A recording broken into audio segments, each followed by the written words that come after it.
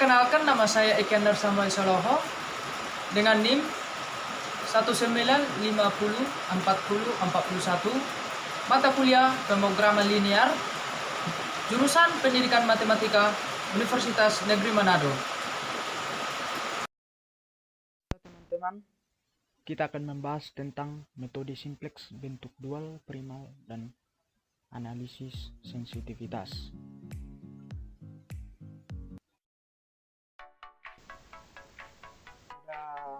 Kali ini kita membahas soal yang masalahnya kita lanjut.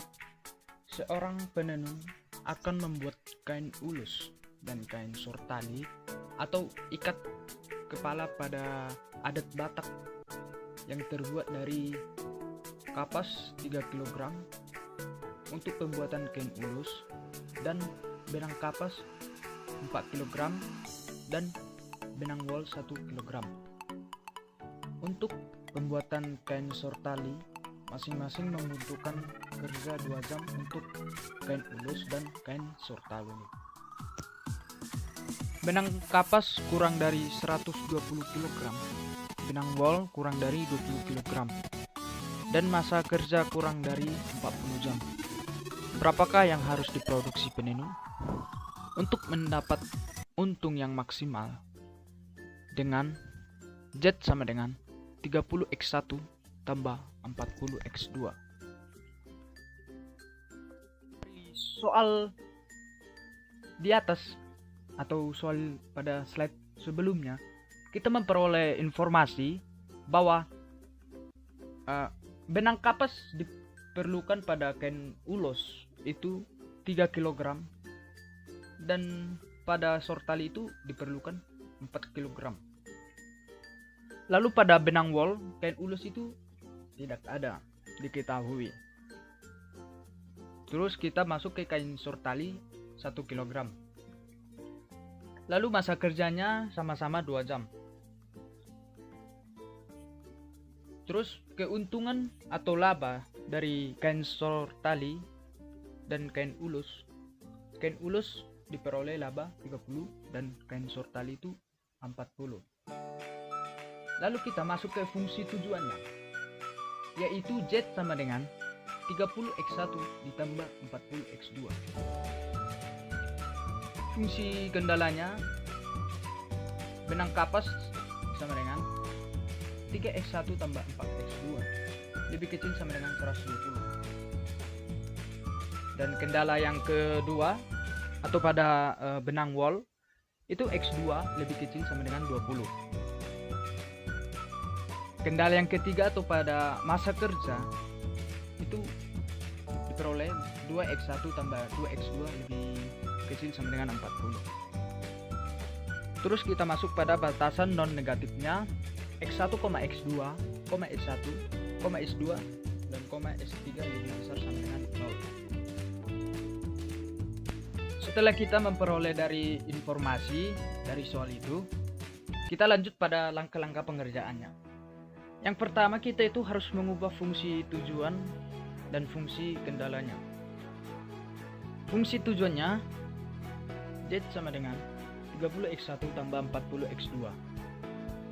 Maka maksimal Z dikurang 30x1 dikurang 40x2 sama dengan 0. Kita lanjut pada fungsi kendala. Pada kendala yang pertama, benang kapas sama dengan 3x1 tambah 4x2 lebih kecil sama dengan 120. Maka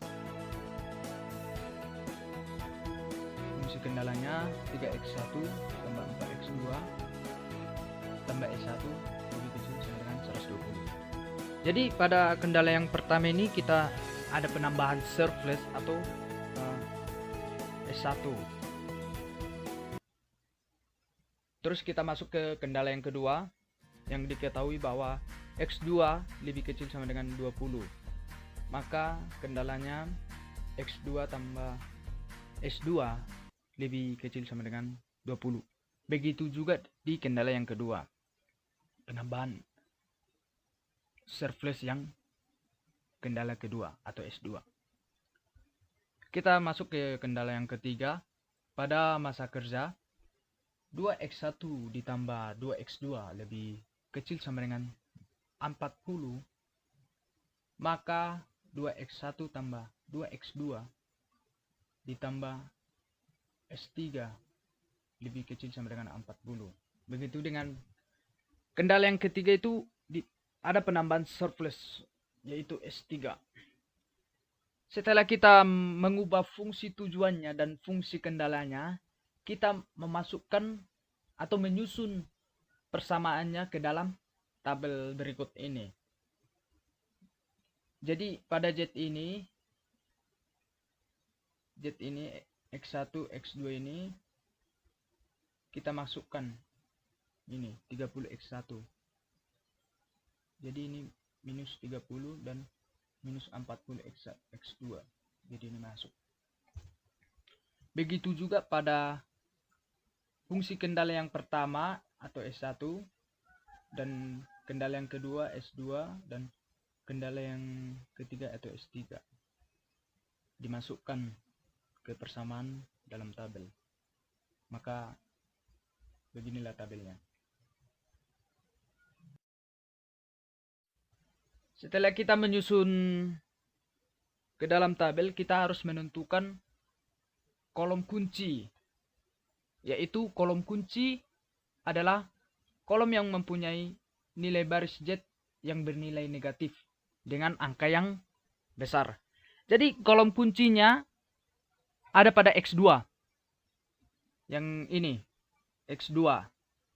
Minus 40, 4, dan 1, 2.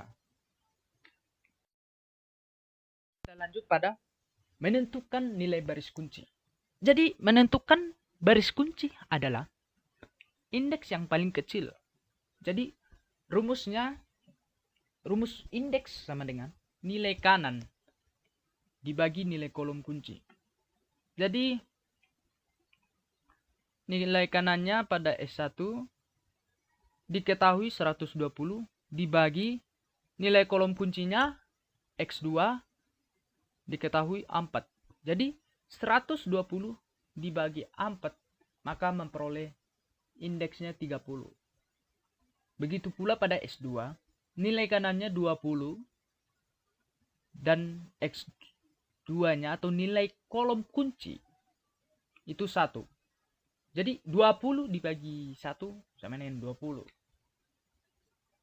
Nilai kanan dari S3 ada 40 dan nilai kolom kuncinya 2. Jadi indeksnya 40 dibagi 2 sama dengan 20. Kita menentukan nilai baris kunci baru. Baris kunci baru sama dengan baris kunci dibagi angka kunci. Jadi kita memperoleh hasil ini. Masuk pada langkah selanjutnya yaitu mengubah nilai-nilai selain baris kunci. Jadi pada Z ini baris lamanya yaitu minus 40 dan nilai kolom kuncinya adalah minus 30. Jadi minus 40 dikurang minus 30 lalu dikalikan nilai baris baru kuncinya. Maka minus 40 dikurang minus 30 hasilnya 10. Lalu dikalikan 1 maka hasilnya 10. Ya. Begitu pula dengan minus 40 dikurang minus 40 dikali 1 sama 0. Maka hasilnya ini. Kita lanjut pada S1. Jadi di sini baris lamanya adalah 4 dan nilai kolom kuncinya adalah 3. Menurut rumus itu bahwa baris lama dikurang nilai kolom kunci lalu dikalikan nilai baris kunci baru, maka kita memperoleh 4 dikurang 3 dikali 1. Jadi hasilnya minus 1. Jadi hasilnya ini. Begitu pula pada S2, baris lamanya kita kurangi ke baris kunci baru, lalu kita kalikan nilai kunci kolom baru. Jadi hasilnya ini semua. Setelah itu kita memasukkan nilai baris barunya ke tabel pada slide ini. Bahwa diperoleh hasil X2-nya sama dengan 20 dan Z maksimumnya ada 800. Jadi yang harus diproduksi itu adalah 800 barang.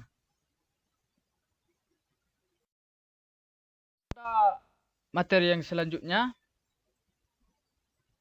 kita masuk dalam bentuk dual. Jadi bentuk dual dari masalah soal tadi adalah sebagai berikut. Lalu kita masuk pada primalnya.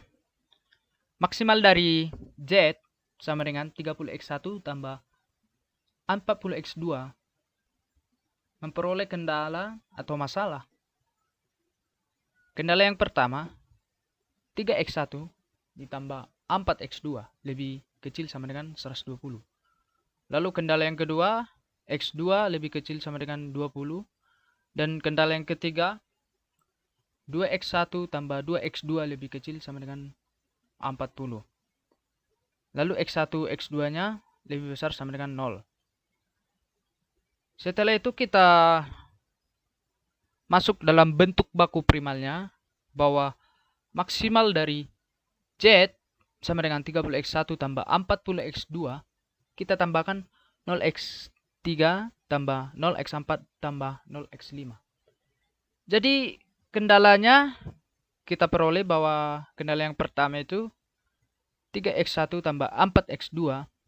Jadi kita tambahkan 0x3 tambah 0x4 tambah 0x5. Jadi itu variabel Y1. Lalu kendala yang keduanya x2 tambah 0x3 tambah 0x4 tambah 0x5 sama dengan 20. Jadi variabel dualnya itu Y2. Bentuk baku primal kendala yang ketiga, 2x1 tambah 2x2 tambah 0x3 tambah 0x4 tambah 0x5 sama dengan 40. Jadi variabel dualnya itu Y3. Jadi x1, x2, x3, x4, x5 lebih besar sama dengan 0. Jadi masalah dualnya adalah min Z sama dengan 120 Y1 ditambah 20 Y2 ditambah 40 Y3. Yang ini. Ini kita buat dalam bentuk masalah dualnya. Jadi kendalanya yaitu 3Y1 ditambah 2Y3 lebih besar sama dengan 30. Dan kendala yang keduanya 4Y1 tambah Y2 tambah 2Y3 lebih besar sama dengan 40. Jadi Y1-nya lebih besar sama dengan 0, Y2-nya lebih besar sama dengan 0, Y3-nya pun lebih besar sama dengan 0. Jadi Y1, Y2, Y3 lebih besar sama dengan 0. Dan Y1, Y2, Y3 unrestricted. Setelah kita dari bentuk dualnya, kita masuk ke analisis sensitivitas. Jadi langkah yang pertama, kita perubahan atau mengubah fungsi objektifnya. Jadi fungsi objektifnya adalah maksimal Z sama dengan 30x1 tambah 40x2. Lalu fungsi kendalanya yang pertama itu 3x1 tambah 4x2 lebih kecil sama dengan 120. Dan kendala yang kedua x2 lebih kecil sama dengan 20. Dan kendala yang ketiga 2x1 tambah 2x2 lebih kecil sama dengan 40. Lalu x1, x2 nya lebih besar sama dengan 0. Setelah kita dari fungsi objektifnya, kita masuk ke bentuk kanomik, yaitu kita maksimal dari Z-nya 30x1 tambah 40x2. Jadi kita tambahkan kanomiknya atau S1, S2, S3 pada maksimalnya. Jadi maksimal Z-nya Z dikurang 30x1 tambah 40x2 tambah 0s1, 0s2, 0s3 sama dengan 0.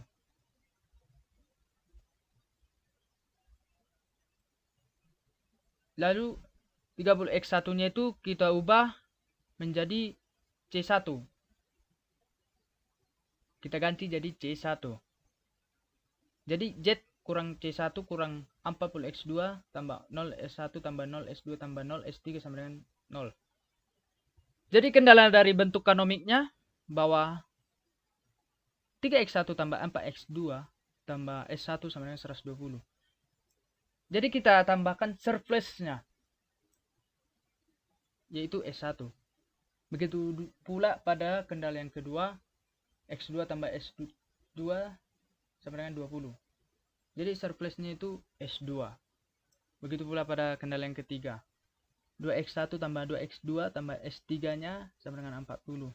Kita tambahkan yang S1-nya atau surplus penambahan S1, S2, S3.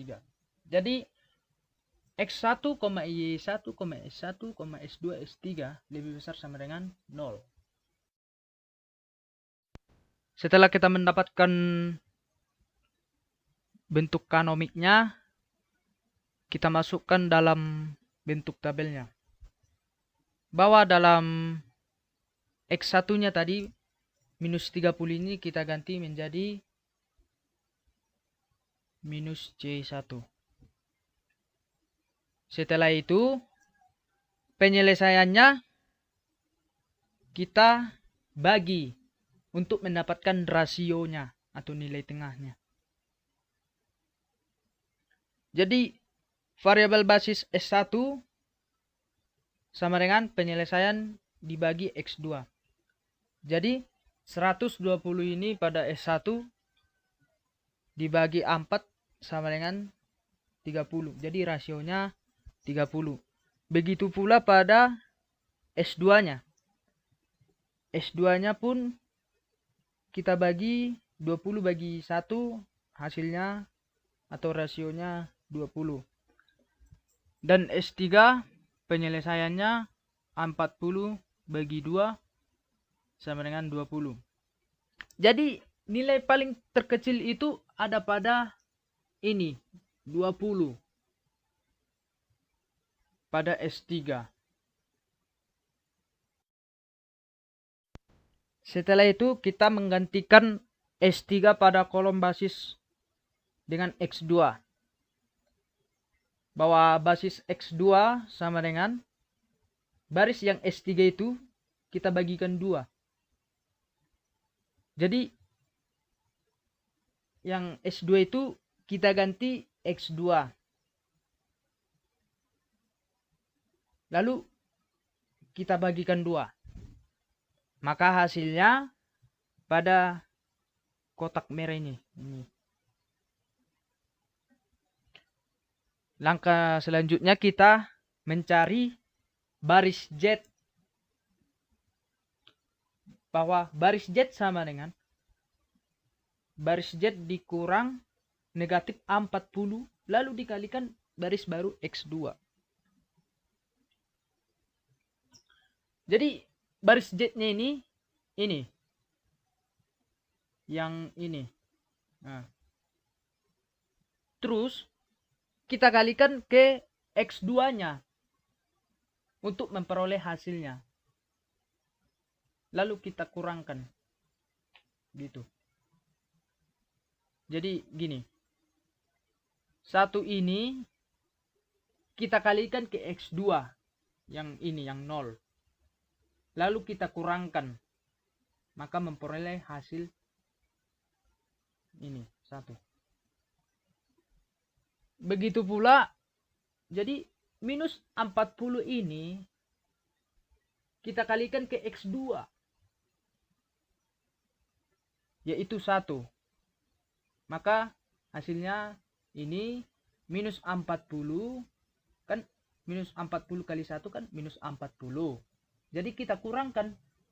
Jadi hasilnya minus C1 ditambah 40. Begitu pula pada minus 40 dikali 1 juga.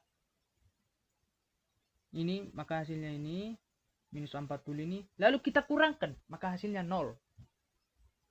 Begitu pula untuk mencari yang ini, yang bagian sini. Semuanya kita kalikan minus 40.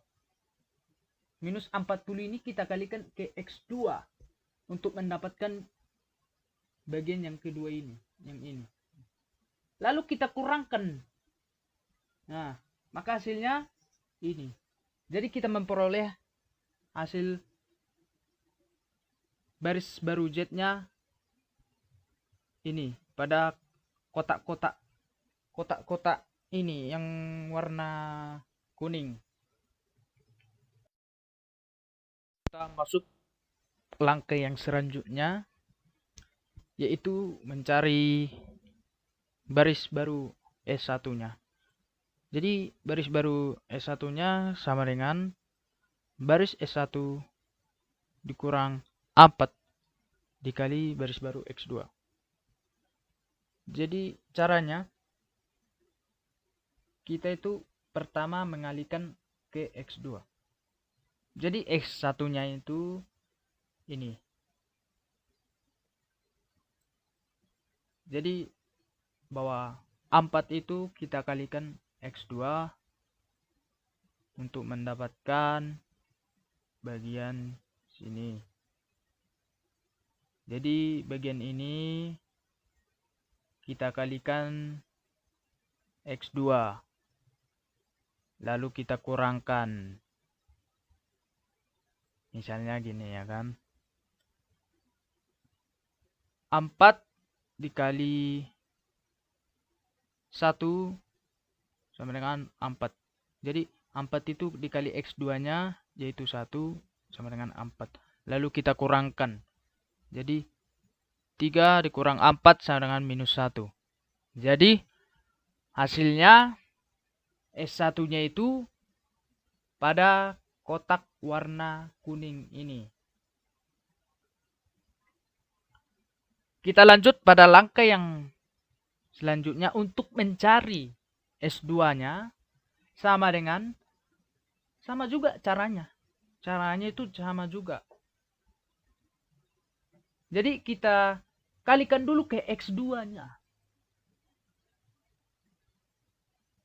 Lalu kita kurangkan. Jadi hasilnya yang pada kotak kuning ini. S2-nya hasilnya pada kotak kuning. Next coy. Selanjutnya kita lakukan operasi baris elementer untuk membuat tabel baru. Yang pertama, kita menggantikan X2 pada kolom basis dengan X1. Yaitu baris X1 sama dengan baris X2 dikali 2. Maka hasilnya 0, 22, 0, 0, 1, 40. Begitu pula pada langkah yang kedua, baris baru Z sama dengan baris Z dikurang minus C1 tambah 40 dikali baris baru X1. Jadi hasilnya baris baru Z sama dengan 1 C1 kurang 40, 2C1 tambah 80, 00, C1 kurang 20, 40 C1 tambah 1520. Kemudian kita mencari baris baru S2 sama dengan baris S2 dikurang 1 dikali baris baru X1. Yaitu hasilnya S2 0 minus 1 0 0 0 setengah 40. Hasil dari baris elementer itu kita masukkan dalam tabel atau pada iterasi yang kedua. Jadi untuk menentukan range optimalitas koefisien fungsi objektif. Untuk variabel basis X1, ubahlah nilai koefisien fungsi objektifnya. Dengan CJ misalnya akan ditentukan range optimalitas C30 diganti dengan C1. Karena kita mau memaksimumkan, maka disyaratkan semua nilai pada baris ke 0 tidak negatif. Sehingga 2C1 dikurang 40 lebih besar sama dengan 0. Kita lakukan operasi aljabar. Jadi 2C1 lebih besar sama dengan 40. C1 lebih besar sama dengan 20. Dan minus C1 lebih besar sama dengan 0. Kita lakukan operasi aljabar. Jadi C1 lebih kecil sama dengan 0 dan C1 lebih besar sama dengan 0 lebih kecil sama dengan 20. Kawan-kawan bertanya, bagaimana untuk mengubah koefisien objektif C2 30 menjadi C1. Sekarang kita mengubah minus 40 menjadi C2. Jadi kita melakukan perubahan dengan operasi sama seperti operasi metode simplex. Jadi kita menemukan ini tabel optimalisasi. Jadi 60 C2 lebih besar sama dengan 0. C2 lebih kecil sama dengan 60.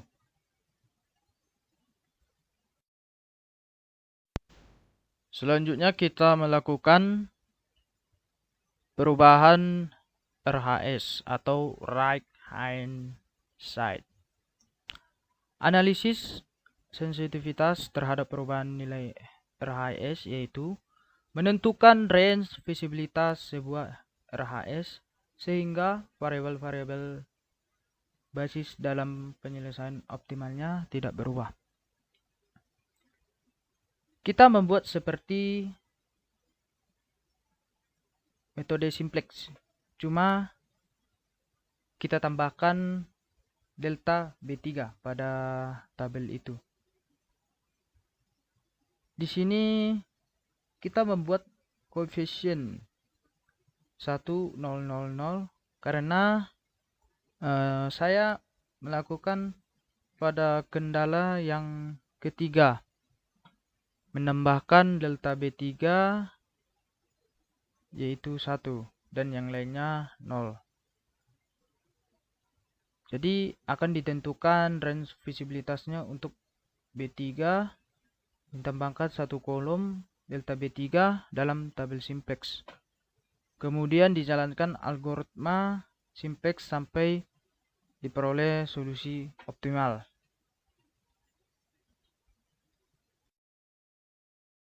Kita lakukan operasi baris elementer. Yang pertama, mengganti X3 pada kolom basis dengan X2. Baris X2 sama dengan baris S3 dibagi 2. Langkah yang kedua, baris baru Z sama dengan baris Z dikurang minus 40 dikali baris baru X2.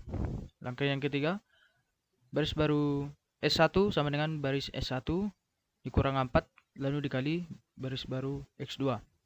Langkah yang keempat, baris baru S2 sama dengan baris S2 dikurang 1 lalu dikali baris baru X2. Kita menemukan iterasi yang pertama. Lihat pada baris Z tidak ada yang negatif. Berarti solusi sudah optimal.